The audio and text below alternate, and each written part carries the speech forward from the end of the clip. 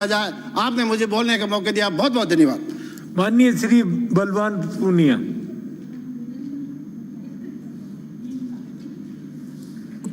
सभापति महोदय,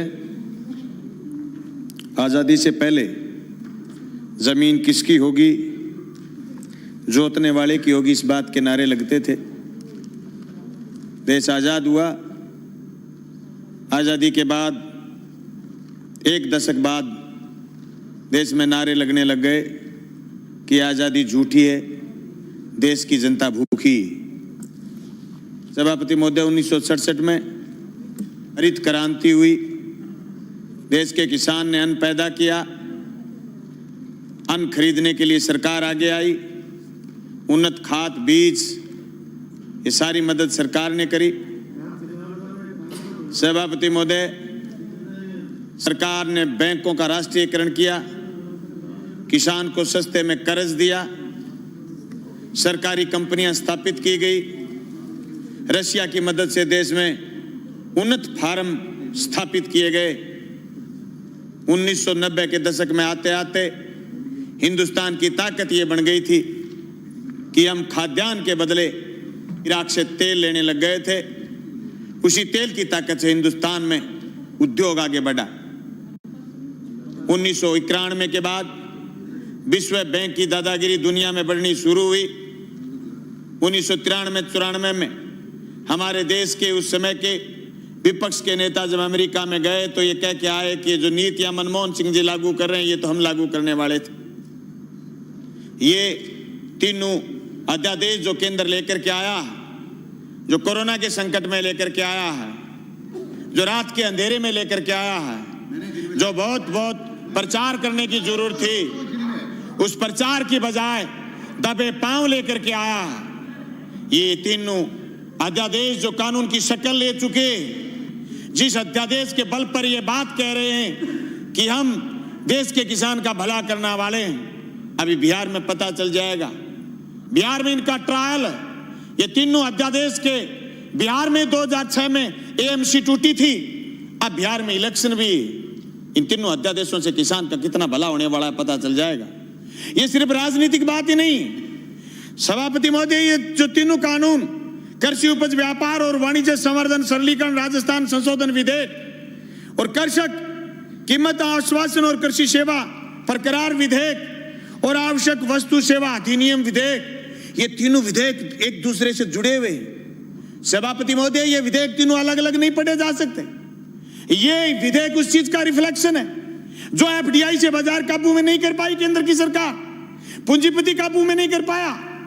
यह आवश्यक सेवा वस्तु अधिनियम तोड़ करके बाजार पर काबू करना चाहते हैं। सभापति महोदय, यही नहीं कि मंडी से बाहर जो ग्राहक बता रहे हैं, किसी ने नाम नहीं लिया सुबह से कि ग्राहक मंडी के बाहर कितने किलोमीटर दूर खड़ा होगा, ग्राहक कितने कौन से गांव में खड़ा होगा, ग्राहक किसान की फसल खरीदने के लिए किसान के खेत जाएगा या उसकी डोर जाएगा या फिर गंगा जी के घाट पर जाके खड़ा हो जाएगा और यह कहेगा कि मैं तेरी जींस 1000 रुपए क्विंटल में खरीदूंगा, देनी है तो दे, नहीं तो गंगा जी में डाल दे। यह आश्वासन आज तक, जून से लेकर के आज तक किसी ने दिया नहीं।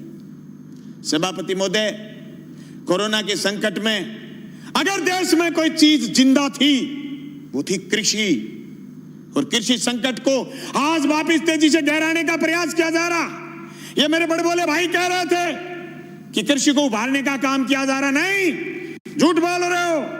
2015 में आपने सीएडी खत्म की, सिंचित क्षेत्र विकास विभाग खत्म किया केंद्र ने। झूठ बोल रहे हो, आपकी कृषि को उभारने का काम कर रहे हो। आपने बोनस जो राज्य की सरकारें देती थी खत्म आपने किया। झूठ बोल रहे हो आप कि किसान आगे बढ़ रहा, किसान की आत्महत्या का आंकड़ा बताना बंद किया केंद्र की सरकार ने बंद किया। सभापति महोदय, खेती खेती नहीं, ये जमीन भी बेचना चाहते हैं बड़े पूंजीपति के हवाले। इसलिए तीनों अध्यादेश साथ लेके आए, एक दूसरे से जुड़े हुए ये चीज, इनको अलग नहीं किया जा सकता। ये क्यों नहीं बता रहे कि एमएसपी पर खरीदेगा, बाहर भी कोई खरीदेगा तो जी प्रधानमंत्री जी कह रहे हैं, तो प्रधानमंत्री जी तो अच्छे दिन आने की भी कह रहे थे, प्रधानमंत्री जी तो काला दिन वापिस आने की भी कह रहे थे, प्रधानमंत्री जी तो 15-15 लाख खाते में आने की भी कह रहे थे, प्रधानमंत्री जी तो 2 करोड़ रोजगार की भी कह रहे थे, पर हुआ तो नहीं। कैसे मान लें? कागज से मानेंगे, कलम से मानेंगे, लिखित में मानेंगे। और आप कह रहे हैं आंदोलन नहीं है, गलत कह रहे हो आप। पीपली का किसान पूरे देश में छाप छोड़ के गया। अरे हरसिमरत कौर इसलिए इस्तीफा देकर चली गई कि आपकी जमीन, उनकी पंजाब में जमीन, राजनीतिक जमीन खिसकनी शुरू हो गई थी। तुम क्या सोचते हो कि राजस्थान में किसान सड़क पर क्यों नहीं आया? आएगा, राजस्थान में भी आएगा। मैं गया था 25 सितंबर को भादरा, मेरे विधानसभा क्षेत्र में 5000 किसान इकट्ठे हुए थे। गंगानगर, हनुमानगढ़ में लोग इकट्ठे हुए थे। अरे राजस्थान में 800 850 मंडियां लगी थी पिछली रबी की फसल तुलाई में, और 30,000 टोकन कटे हुए रह गए। केंद्र की सरकार ने बंद कर दिया था। राजफेड खरीद लेगी तो नेफेड नट जाएगी, इनकार कर देगी। अभी मूंगफली किस में ये किया है? ये तो अध्यादेश बुलाने के लिए, सदन बुलाने के लिए बात आ गई, और माननीय उपनेता विपक्ष के और इन्होंने ये प्रयास किए होंगे कि मूंगफली की खरीद शुरू करो, नहीं तो केंद्र ने हाथ उठाने शुरू कर दिए। सभापति महोदय, इन कानूनों से न सिर्फ बड़े पूंजीपति बल्कि नए सरमाएदार पैदा हो रहे हैं। वो सरमाएदार जो अभी तक सिर्फ ऊर्जा में थे, सिर्फ पावर में थे, सिर्फ दूसरे संसाधनों में थे, वो एयरपोर्ट खरीद रहे थे, वो रेल खरीद रहे थे, वो जमीन पर कब्जा करने के लिए ये कानून केंद्र की सरकार से बनवाने में कामयाब हुए हैं। सभापति महोदय, देश में सिर्फ दाढ़ी बढ़ाने से कोई रविंद्रनाथ टैगोर नहीं हो जाता, सिर्फ इनकलाब बोल देने से भगत सिंह नहीं हो जाता, सिर्फ सत्य की और अहिंसा की बात करने से गांधी नहीं हो जाता। गांधी और टैगोर और भगत सिंह बनने के लिए जो त्याग और बलिदान की जरूरत है, उसकी कमी है आज। उस कमी को हमें स्वीकार करना पड़ेगा।